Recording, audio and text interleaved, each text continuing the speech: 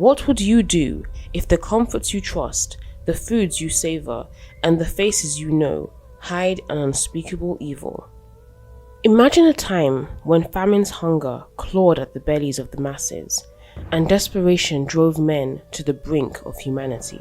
In a forgotten corner of history, one man crossed that line, and it would take the intervention of both justice and mercy to set things right. The story I'm about to share with you is a tale of horror, a story that will leave you questioning, how far can mercy extend, and how can one truly atone for the unthinkable? It was the bitter winter of 4th century Asia Minor, in a remote, snow-draped village cradled between craggy mountains and the unforgiving expanse of a restless sea. Winter had descended with a ferocity that felt almost malevolent. The biting wind howled through the skeletal trees like a chorus of mournful spirits, and the earth seemed frozen in despair. Fields once brimming with crops now lay barren, their soil locked beneath a thick crust of frost. The fishermen, the lifeblood of the community, pulled empty nets from the icy waters, their faces etched with frustration and dread. Each day felt longer than the last, and hunger gnawed at the villagers like an insatiable beast. The once lively square, where merchants would gather to trade fish, vegetables, and handmade goods, had grown eerily still. Snow piled against the walls of shuttered shops, and the only sounds were the crunch of boots on the frozen ground and the occasional distant howl of wolves in the forest.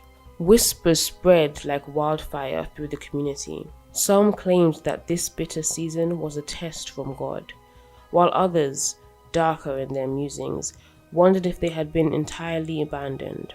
At the edge of the marketplace, where the flickering glow of lanterns cast shadows that danced on frost-covered walls, one shop remained open, a butcher's shop. Its door, slightly ajar, exhaled tendrils of warm, savory air that beckoned passers-by. The sight of smoke curling from its chimney and the scent of meats smoked, salted, and cured offered a rare comfort in these desolate times. To the starving villagers, it was more than a shop. It was a promise of survival. The butcher himself was a man who inspired little warmth, but commanded respect. He was tall and broad-shouldered, his frame wrapped in thick woolen garments that did little to hide the power of his build. His hands were strong and calloused, each finger a testament to years of wielding his cleaver and knife. His face, weathered by time and toil, bore the deep lines of a man accustomed to hardship. The butcher was an odd figure, a man whose mere presence seemed to chill the air around him. Though not outwardly menacing, there was something unsettling in his bearing that made even the most stoic among the villagers unnerved. He was a solitary figure in the village, known for his skill with a blade and little else. He spoke sparingly, his words clipped and functional, as if conserving energy for his craft. Children avoided his shop, frightened not by his gruff demeanor, but by the aura of something unnameable, something cold and impenetrable. Adults, though grateful for the sustenance he provided, whispered about him when they thought he couldn't hear. They spoke of his reclusive nature, his piercing gaze, and the faint scent of iron that always seemed to cling to him. In a time where the forests yielded no game, and the sea no fish, the butcher's constant abundance was a mystery that quickly became the subject of whispered conversations. There was something about the butcher that invited speculation. His business thrived while others faltered. His shelves remained stocked while others emptied, and his demeanor, though courteous, was tinged with an aloofness that bordered on indifference. The villagers marveled at his ability to procure meat during a time when even the most skilled hunters returned empty-handed. "He must know something we don't," they would mutter to one another, their voices hushed. "Perhaps he's found a hidden cache of game in the forest, or made a pact with the spirits that roam the woods." The speculation grew wilder with each passing day, but no one dared to confront him. Some chose not to dwell on the matter, too desperate to fill their children's bellies to care about where the meats came from. They bought their cuts quickly, averting their eyes as they handed over the last of their coins. Others avoided the shop altogether, uneasy with the faint metallic tang that seemed to hang perpetually in the air within its walls. The scent was sharp, lingering like a ghost in the nostrils long after one had left the shop. It wasn't the simple aroma of fresh blood, but something deeper, heavier, as if the very walls were soaked with the essence of slaughter. "He's hiding something," a gaunt-faced woman hissed to her husband one evening, glancing nervously toward the butcher's dimly lit shop. "No man has that much meat when the rest of us are starving." "What does it matter?" her husband replied bitterly. "Do you think the cold cares where the meat comes from when it eats through your bones? Do you think hunger cares when it claws at your guts?" One wouldn't blame him, after all. Hunger has a way of silencing doubts, and the butcher's wares were a lifeline they could not afford to sever. As the week stretched on, people began to notice peculiarities in his offerings. The texture of the meat, the toughness that defied even the longest hours of boiling or roasting. "He needs to tenderize it better," one villager grumbled, gnawing at a sinewy piece of stewed meat. Others agreed, their complaints growing louder with each passing week.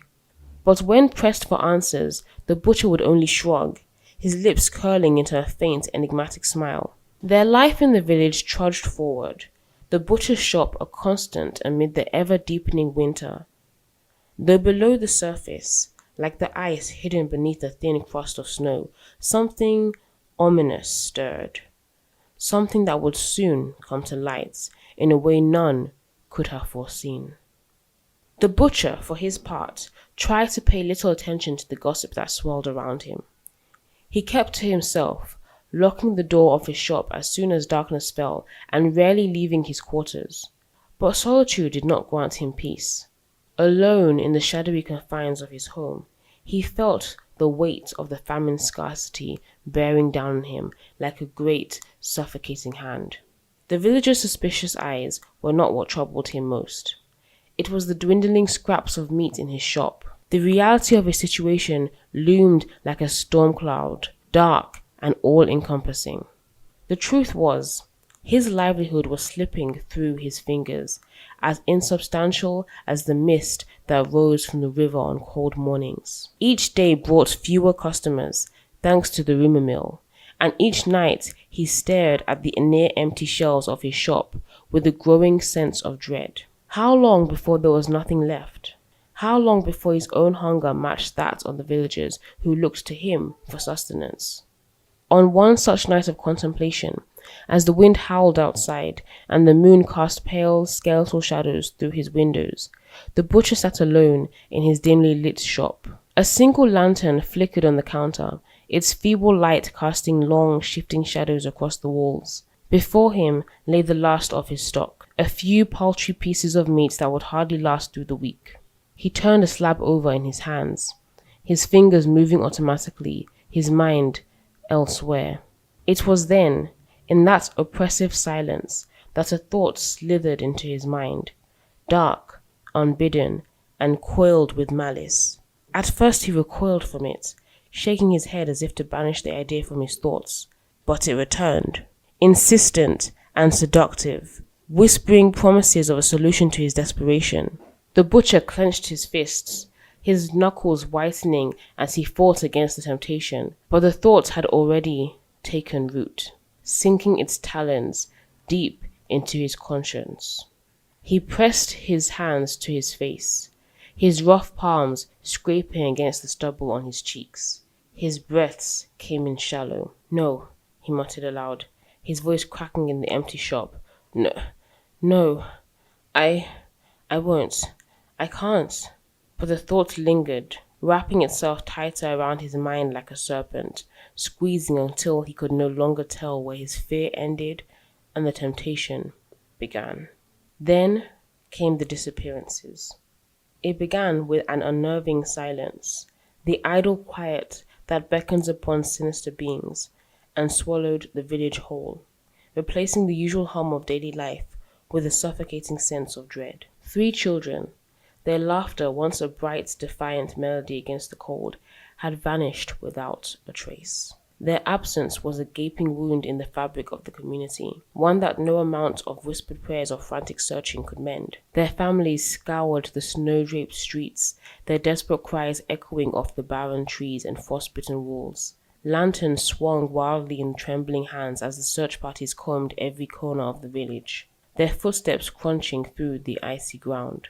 Night after night, the flicker of torchlights danced through the woods as hope dimmed with each passing hour.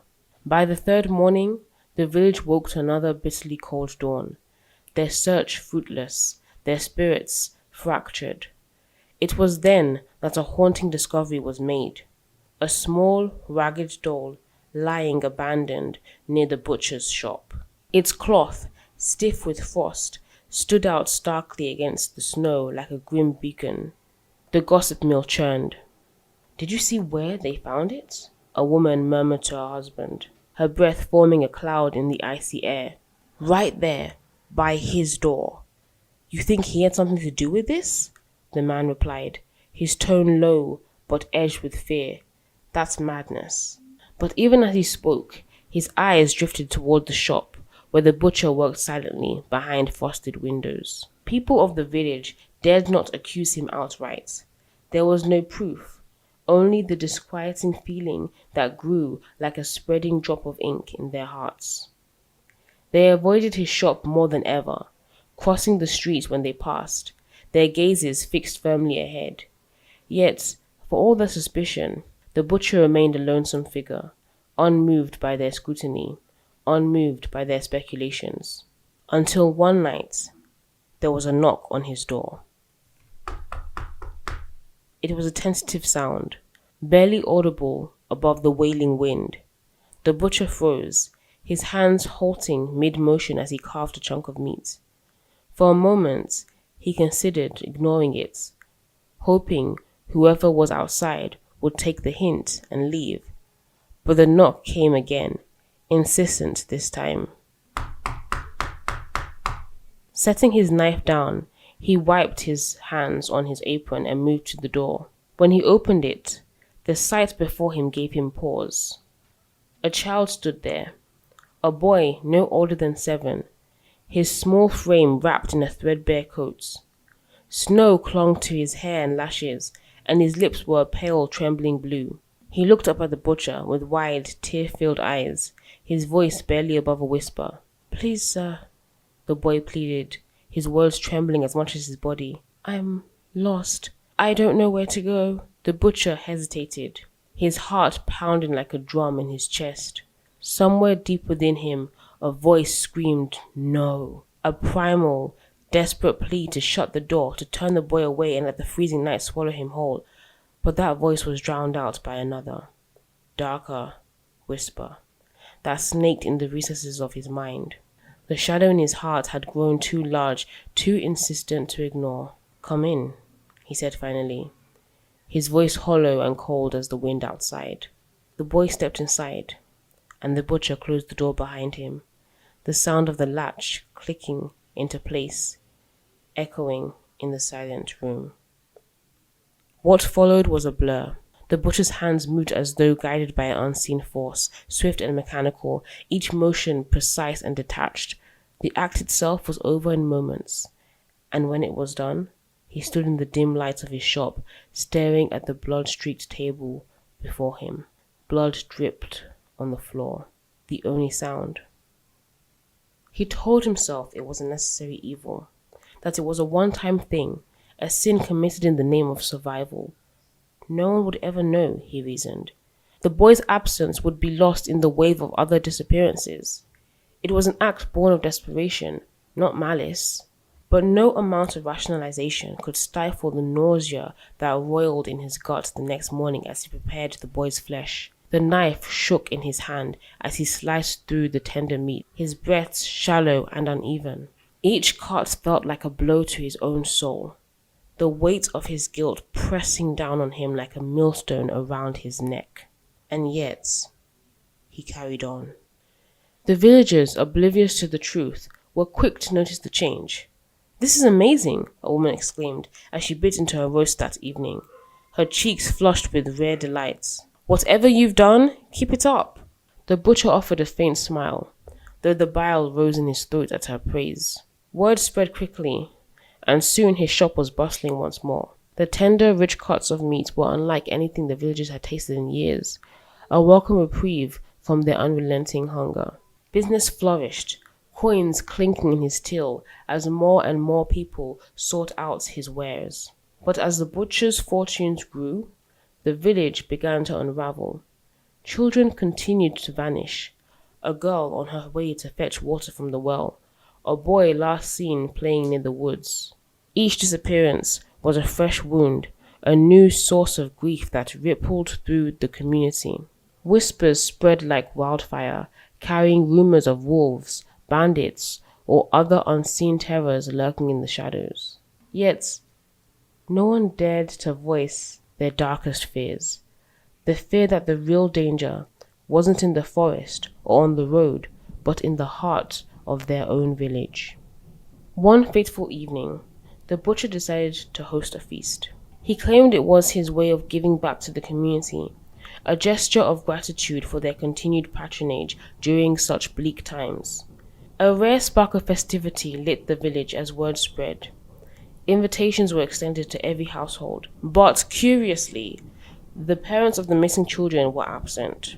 Some said they were too grief-stricken to join, while others whispered that they had been seen earlier, tacking handwritten posters onto tree trunks and wooden posts, pleading for any information about their vanished sons and daughters. The butcher's shop, dimly lit by dancing lanterns, was transformed into a warm haven that night. Tables groaned under the weight of steaming roasts, hearty stews, and freshly baked bread, the aromas mingling to create a hearty invitation no one could resist. Villagers came in droves, eager for a respite from the cold and the gnawing hunger that had plagued them for weeks, months. Laughter soon filled the air, bouncing off the wooden beams of the butcher's shop. It was a rare sound in those grim days, and for a moment the villagers allowed themselves to forget their troubles. Children played in the corner, while adults raised their cups in toast after toast, their cheeks flushed with wine and warmth. The butcher stood near the hearth, his silhouette stark against the dancing flames. His hands shook as he poured wine into goblets, his pale, drawn face betraying the storm warring within.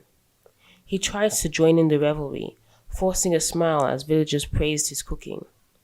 "This is incredible," one man exclaimed, slicing into a tender piece of meat that seemed to melt beneath his knife. "You've outdone yourself." The butcher mumbled a word of thanks, his voice barely audible over the hum of conversation. But the jovial atmosphere cracked when a young woman seated near the fire paused mid-bite. Her expression shifted from delight to confusion as she carefully pulled something from her mouth. Holding it up to the light, she revealed a long, dark strand of hair, its oily sheen glinting in the firelight. "Is this hair?" she asked, her voice cutting through the chatter like a blade. The room fell silent. All eyes turned to the butcher. "But you're bald," someone pointed out, their tone more curious than accusatory. The butcher's lips twitched into a forced smile, but his pallor deepened. "Must have been from the market," he stammered, avoiding their eyes. "Sometimes the vendors, they don't clean things properly." The explanation seemed to placate most, but the seed of uneasiness had been sown. A few villagers exchanged glances, their appetites waning. Later in the evening, as the feast wore on, another unsettling incident occurred. A scrap of meat fell from a villager's plate onto the floor. A stray dog, ribs showing through its scruffy coat, slunk out from the shadows, drawn by the scent. The villagers watched as the animal sniffed at the meat, its tail wagging in anticipation. But instead of devouring it, the dog whined, backing away with its ears flattened and its tail tucked between its legs. "What's wrong with him?" someone muttered, their voice uneasy. "Must have gone mad," another suggested. The butcher forced a laugh, though it sounded brittle. "Dogs are strange creatures," he said with a dismissive hand. "Superstitious, almost." The room slowly returned to its earlier mirth, but an undercurrent of discomfort lingered. While the villagers continued to eat and drink, the butcher's hands wouldn't stop shaking. Each time he poured wine or served another plate, he felt the weight of unseen eyes boring into him, as if the very walls of his shop were judging him. The laughter now seemed distant, muffled by the thundering beat of his own heart. He kept his head down, avoiding the villagers' gazes, but he couldn't shake the feeling that someone or something was watching him very closely. Meanwhile, outside in the bitter night, a fresh snowfall blanketed the village, erasing any tracks that might have led to the truth. The posters tacked to trees fluttered in the cold wind, their desperate pleas unread and unnoticed by the revelers inside. News of the famine and the missing children reached the ears of a quiet traveler, a man of deep conviction, known to some for his unyielding compassion and unwavering sense of justice. To others, he was simply a pilgrim, a shepherd of the lost who appeared when the need was greatest, offering solace where hope had long withered. He came to the village long after the pale sun had made its descent. His journey had been somewhat stressful, but he had made it all the same, his simple robes barely enough to shield him from the biting wind. Snow crunched beneath his worn boots as he strode forward, the air thick with the weight of something unspoken. Frost clung to the barren trees lining the desolate square, their skeletal branches reaching skyward like supplicant hands. The man carried only a wooden staff, its surface polished smooth from years of use, and a small satchel slung over his shoulder. His arrival was unremarkable in the eyes of the few villagers who dared to brave the harsh chill of the night, their hollow faces hidden beneath heavy hoods. They gave him a wide berth, their steps quickening as if his presence stirred something they would rather not face. However, there was something about him, a subtle warmth that seemed to push back the oppressive chill of the night. He moved with an air of quiet authority, his gaze steady and searching. He sensed an absence of joy in the village. Pausing in the square, he took in his surroundings with a measured calm, though his heart grew heavier with each detail he absorbed. The boarded-up windows of once lively homes, the shuttered market stalls, the faint trails of smoke rising from chimneys that bespoke rationed wood and meager fires. On a nearby tree, a poster fluttered weakly in the breeze, the inked letters nearly washed away by time and snow. But the meaning was clear enough. A child's name, accompanied by a plea for their safe return. The man exhaled slowly, his breath forming a plume of white that hung in the air before dissipating into nothingness. He lowered his gaze to the snow beneath his feet, where faint uneven tracks led away from the tree and deeper into the village. His eyes narrowed as his attention was drawn to a distant flicker of light. It emanated from a shop at the far end of the square, a feeble glow that pulsed faintly behind heavy shutters. The faint scent of wood smoke and something else, something metallic, lingered in the air. The weary traveler continued his path through the village, his steps deliberate, but his mind burdened. He had seen famine before, felt its icy grip on the hearts of men, but there was something more sinister here. The despair was too deep. As he neared the butcher's shop, the faint flicker of its light drew his attention once more. This time, it wasn't just the dim lights that called to him. A low, throbbing sensation built in his chest, a whisper that was not of the world. He paused mid-step, his grip on his staff tightened as he tilted his head, listening. Go. The word was not audible, yet it resonated within him like a bell tolling in the distance. It was unmistakable, a divine nudge, one he dared not ignore. He exhaled slowly as he approached the shop with newfound resolve. Adjusting his satchel, he began walking towards it. His strides were deliberate, each step measured, as though he carried the weight of the entire village's despair on his shoulders. The wooden staff in his hand tapped rhythmically against the icy ground, the sound carrying farther than it should have in the stillness. As he neared the shop, the wind shifted, bringing with it a stronger, more distinct odor. He paused, his nostrils flaring. It was a scent that he knew far too well, from years spent comforting the bereaved, from nights spent kneeling in quiet prayer beside the sick and the dying. It was the sharp, unmistakable tang of blood. The lights from the shop flickered again, casting shadows through the gaps in the shutters. The light was dim, but it illuminated enough to reveal a patch of disturbed snow just outside the door, as though something heavy had been dragged through it.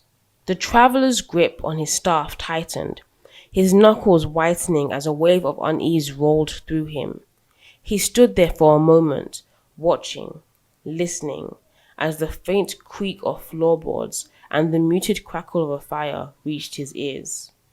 He knew that whatever was within those walls had a hold over this place, over its people. Taking a deep breath, he steadied himself. He was no stranger to the darkness, and this was not the first time he had walked into its grasp. Without hesitation, he stepped forward, his shadow stretching long against the snow as he approached the door of the shop.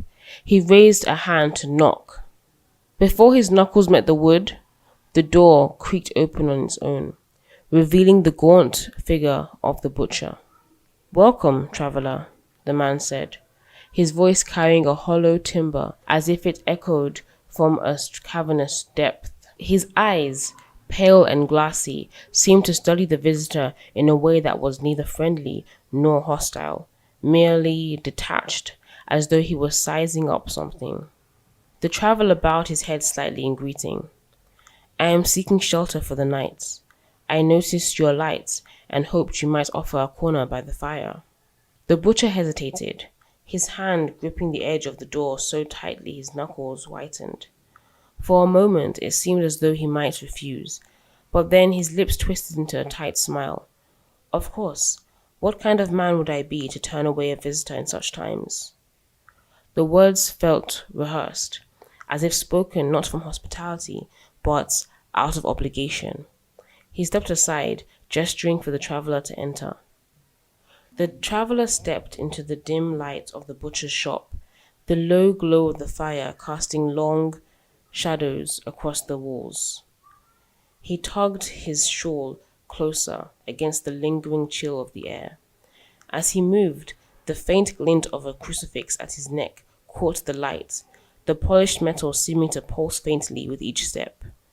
The butcher's gaze flickered to it, his expression tightening for the briefest moment before he looked away. The traveller's hands rested on his staff.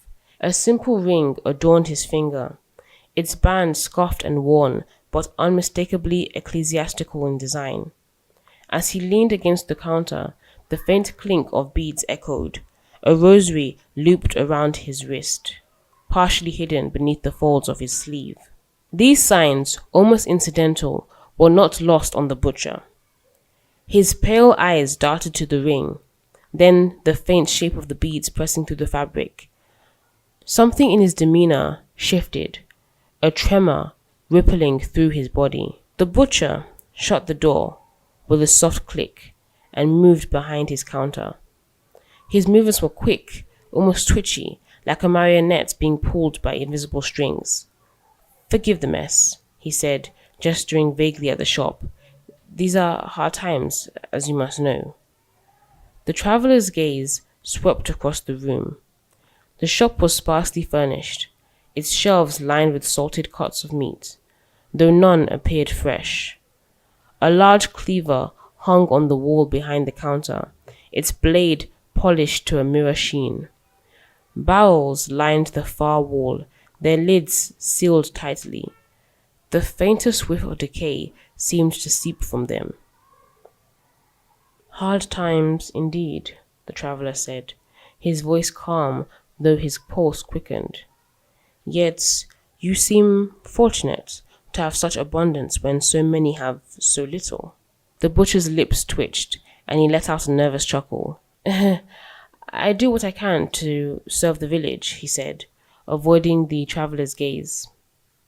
The traveller stepped closer to the counter, his fingers brushing the edge of the wood. It is admirable to share in times of famine. I imagine your craft must demand great skill and resilience. The butcher's smile faltered, his hands twitched, and he quickly reached for a jug of wine sitting on the counter. Let me offer you some warmth, Your Grace, he said, his voice strained as he poured the wine into a chipped clay cup. The liquid sloshed over the rim, staining the butcher's trembling fingers a deep red. The traveller accepted the cup, but did not drink. His attention drifted past the butcher, back to the barrels against the wall. The scent emanating from them was stronger now, and it twisted his stomach. He set the cup down, his eyes locking with the butcher's. Tell me, he began, his voice soft but firm. What is in those barrels? The butcher stiffened, his shoulders rising slightly as though he were preparing to defend himself. Preserved meats, he said quickly. Too quickly. I have to make do with what I can find. His voice was tight, strained. What brings you to these parts so late? The traveller met his gaze, calm but unrelenting. Work. His voice carried a quiet authority that demanded no arguments. The butcher nodded stiffly. Of course. Please. He gestured to the eerie fireplace. But the traveller didn't move toward the fire. His eyes swept the room, taking in every detail. The faint streaks of dried blood on the floorboards. The smell of blood clinging to the air. The barrels lined neatly along the back wall. His gaze lingered there once more, his brows knitting ever so slightly. You're fortunate, he said, his tone light but deliberate. Few have such abundance in times like these. The butcher stiffened, his lips pressing into a thin line. I make do with what I have, he said quickly, his voice defensive. Do you? The traveller's eyes remained on the barrels, the staff in his hand lowering slightly as he stepped closer. The butcher's hand moved indistinctly to the cleaver at his side. His breathing grew uneven, his chest rising and falling in rapid bursts.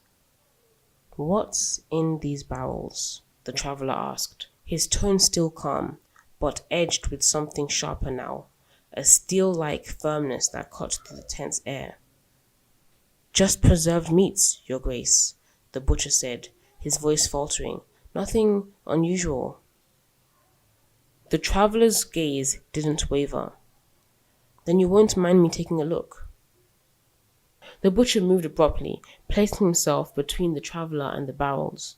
No, he snapped, the sharpness of his voice startling even himself. He softened his tone quickly, forcing a chuckle. I mean, there's nothing to see. Just scraps, old cuts, nothing fit for a bishop. The traveller didn't reply. Instead, he took another step forward, and the light from the fire seemed to catch the crucifix around his neck once more. For a moment, it gleamed brighter than the dim flame should have allowed, and the butcher's eyes widened, his grip on the cleaver tightening. You will not touch them, the butcher growled, his voice dipping into a guttural grasp.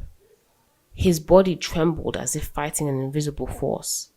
I do not come as an accuser, the traveller said softly. His voice carried an undeniable weight. But the truth demands to be revealed. The butcher's lips pulled back in a snarl, and before the traveller could take another step, the cleaver swung through the air. The blade arced toward the traveller's head, but he moved swiftly, his staff intercepting the blow with a resounding crack. The cleaver flew from the butcher's grip, clattering to the ground. The butcher staggered, his body jerking unnaturally, puppeteered by unseen strings. You don't understand," the butcher bellowed, his voice splitting into two tones, one human, the other a low, inhuman growl. "I don't want you here." The traveller's hand tightened on his staff, and he held it high. "In the name of God, be still." The butcher dropped to his knees, clutching his head as a guttural scream ripped from his throat. The shadows in the room twisted and writhed, converging on the barrels. A low guttural laugh echoed, seemingly emanating from the very walls of the shop. The traveller moved to the nearest barrel, his hand steady as he pried the lid open. The contents hit him like a physical blow. Human remains, half preserved, flesh mingling with the brine. A strand of blonde hair floated atop the surface, mocking in its innocence. The horror was unspeakable. Pickled flesh and gnarled fingers, wrinkled. A head with empty sockets, slowly rolling, the homeless eye bobbing to the surface at the side of the barrel closest to the wall. There, submerged in brine, were parts of what had once been children. Arms and legs, lifeless and pale, floated grotesquely in the viscous liquid. The man's breath caught, and he closed his eyes briefly, silently invoking God's strength. "My God." The butcher wailed, collapsing to the floor. I can explain. I didn't want to. I didn't mean, The traveller raised his staff, the crucifix gleaming as he shouted, "Lord Jesus Christ, cast out this darkness. Release this soul from its bondage." The room erupted. The shadows coiled around the butcher, clawing at his form as he convulsed. His cries filled the air, mixing with a voice that was not his own, a deep, guttural snarl of rage and desperation. "In the name of Jesus Christ, be gone!" the man commanded, his voice echoing with divine power. The shadows recoiled, writhing as if in agony, before bursting outward, dissipating into the cold night. The butcher crumpled, gasping for air, his body shaking as if from a fever. The man knelt beside him, placing a hand on his shoulder. "Your burden is lifted," he said gently, though his eyes betrayed the sorrow in his heart. "But your sins remain, and they must be atoned for." The butcher was sobbing uncontrollably. He wailed, his words tumbling over one another. I was desperate. I did it to save everyone. We would have all starved to death. I did what I had to do to survive." The bishop turned to him, his face a mask of stern sorrow. "No. You allowed the darkness to consume you," he said, his voice resonating with divine authority. Then he knelt beside the barrels. Pulling the crucifix from around his neck, holding it aloft, he began to pray, his voice low and trembling at first, but growing in strength and conviction. "Lord of life and light, you who raised the dead and brought hope to the hopeless, I implore you now, look upon these innocent souls, wronged by the sins of man, and restore what has been lost, for your mercy is boundless and your power infinite." The room seemed to shift, the oppressive chill giving way to a strange warmth. The glow of the fire dimmed, replaced by a soft, ethereal light that emanated from the crucifix. The butcher cowered, his hands shielding his eyes as if the light burned him. The barrels began to vibrate, their contents stirring unnaturally. A faint hum filled the air, like the low rumble of distant thunder. The bishop continued his prayer, his voice unwavering, rising above the sound. Let your will be done, O Lord. Show your justice, and let your mercy be known to all who witness this day. Return these children to the life stolen from them, and let their resurrection be a sign of your glory. The light grew brighter, spilling over the room like a golden water. The brine in the barrels seemed to boil, frothing and churning as the body parts began to knit themselves back together. Flesh reconnected, bones reformed, and soon the outlines of 3 small children took shape within the barrels. The butcher gasped, crawling backward as the miraculous transformation unfolded before him. Tears streamed down his face. His sobs turned into strangled cries of shock and awe. The children's eyes fluttered open, their expressions confused but serene. They looked around, their small hands gripping the edge of the barrels, as if waking from a deep slumber. The bishop reached for them, helping each of them to climb out. Their skin was warm, their breath steady, alive. The eldest child, a boy of about 9, looked up at the bishop with wide, tear-filled eyes. Where are we?" he asked softly. The bishop placed a gentle hand on the boy's shoulder. "You are safe now," he said, his voice thick with emotion. "God has delivered you from darkness." The butcher, still on the floor, began to wail. "I'm sorry. I'm so sorry." The light in the room began to fade, the golden glow retreating as the fire in the hearth regained its warmth. The children huddled close to the bishop, their eyes filled with a mixture of fear and awe. The first light of dawn spilled over the village, faint and uncertain. In the butcher's shop, the air was thick, laden with the weight of the miracle that had just unfolded. The dim light caught the pale faces of the children, once lost, now restored. They stood in silence, their small forms trembling slightly, their eyes wide and uncomprehending. Though they bore no visible scars, an eerie stillness clung to them, as if the veil between life and death had left its mark. The butcher, a crumpled heap on the blood-stained floor, was trembling uncontrollably. His breaths came in short, shallow gasps, his chest heaving as though the very act of drawing air had become a monumental effort. Tears streaked down his gaunt, hollow cheeks, carving pale rivulets through the grime that clung to his skin. The sight of the children, alive, whole, radiant with the light of life, was too much for him to bear. He clutched at his chest. He felt he was being crushed from within. He dared to lift his gaze, and his eyes met those of the bishop. The holy man stood still, his presence commanding. The crucifix on his neck glimmered with an ethereal light, a reminder of the power and the judgment of the divine. The butcher's lips quivered, his voice quacking as he choked out words he could scarcely form. "How can this be?" he whispered, his tone filled with disbelief, sorrow, and a faint shaking fear.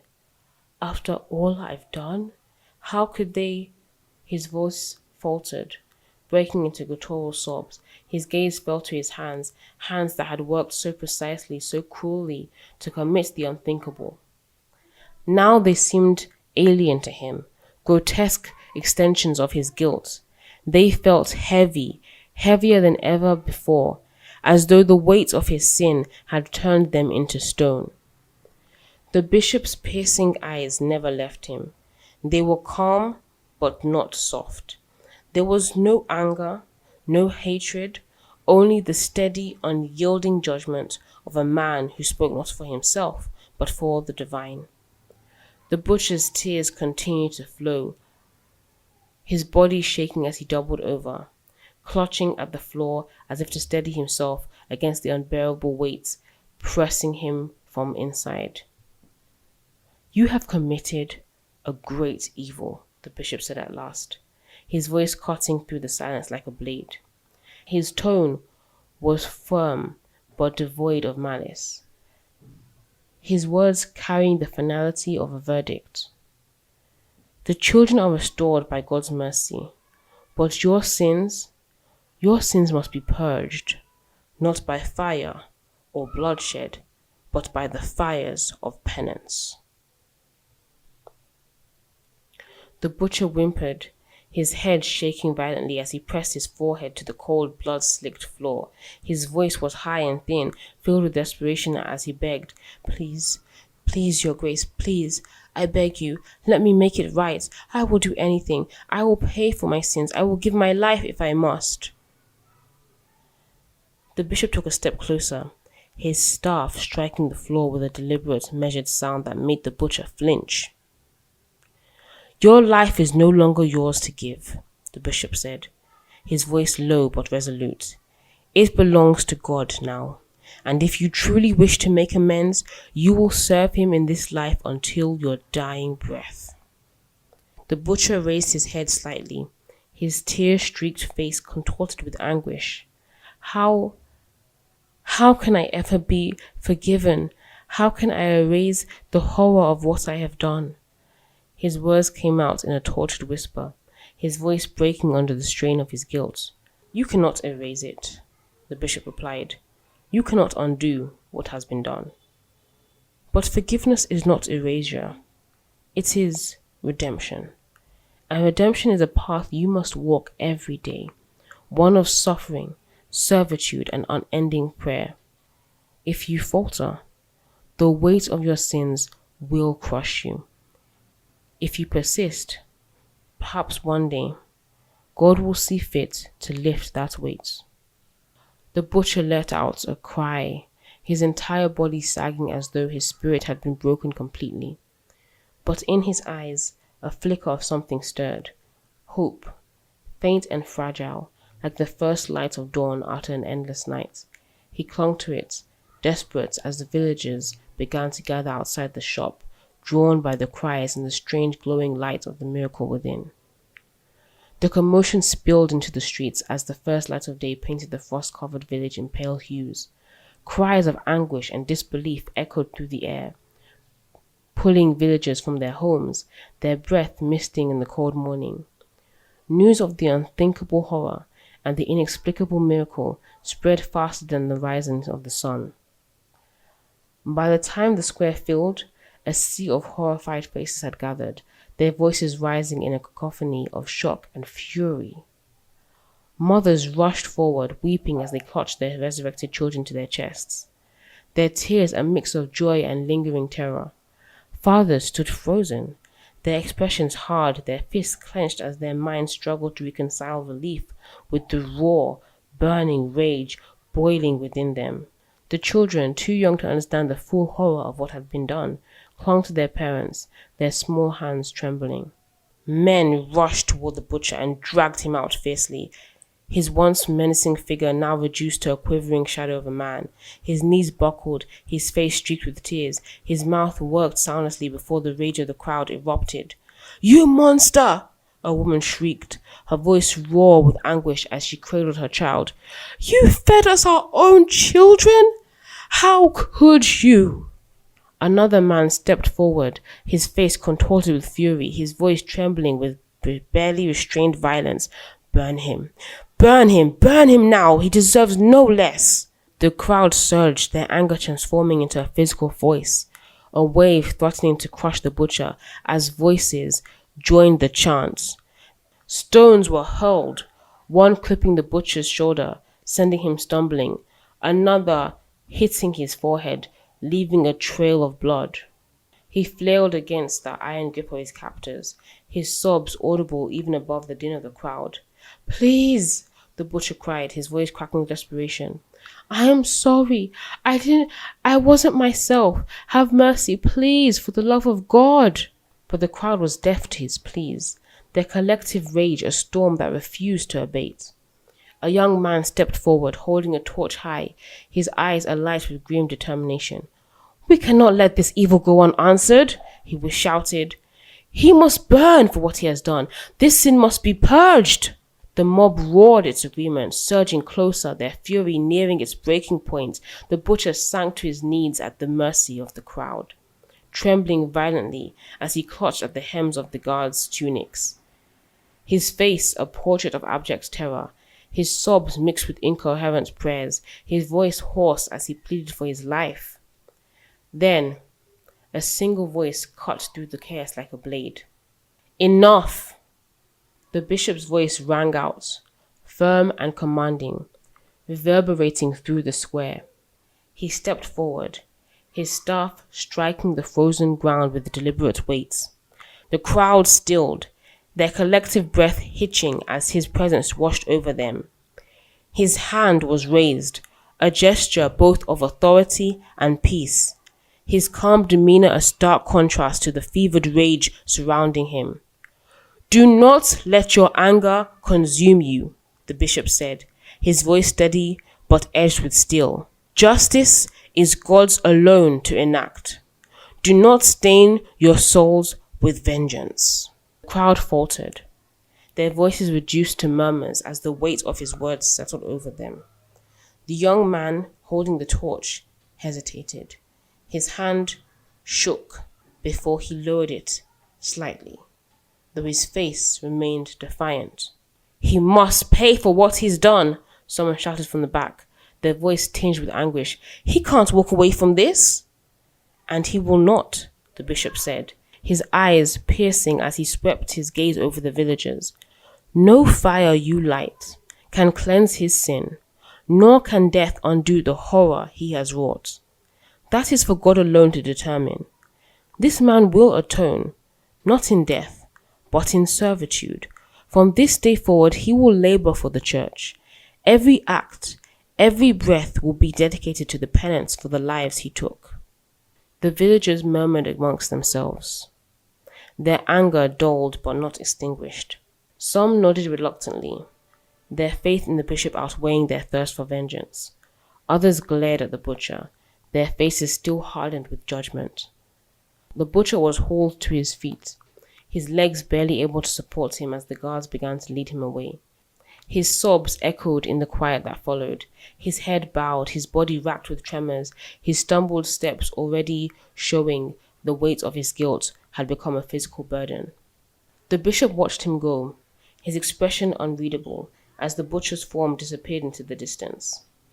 Behind him the villagers lingered, their eyes filled with conflicting emotions of relief, anger, and disbelief. As the first full rays of sunlight illuminated the village, the children's laughter broke through the tension, a bright, haunting melody against the grim silence. But even their joy could not erase the shadow that had settled over the square, a reminder of the horrors that had unfolded in the dark of night. The village slowly returned to a semblance of normalcy, though the scars of what had happened would never fully heal. The butcher worked in silence under the bishop's watchful eye, his every movement weighed down by his guilt. He prayed daily, though his words felt hollow to his ears. The children, restored by the miraculous hand of God, grew up to live full lives, their survival a testament to the power of divine intervention. The villagers avoided the butcher, their disgust for him unspoken but ever present. He became a ghost in their midst, ostracized, a living reminder of the horrors they had endured and the miracles they had witnessed. As the years passed, whispers began to circulate. Strange noises were heard at night near the church where the butcher labored. The sounds of whispers, guttural and low, as if the shadows themselves were speaking. Some claimed to see faint flickering lights near his quarters, while others swore they saw the butcher staring into the darkness, his lips moving in frantic prayer.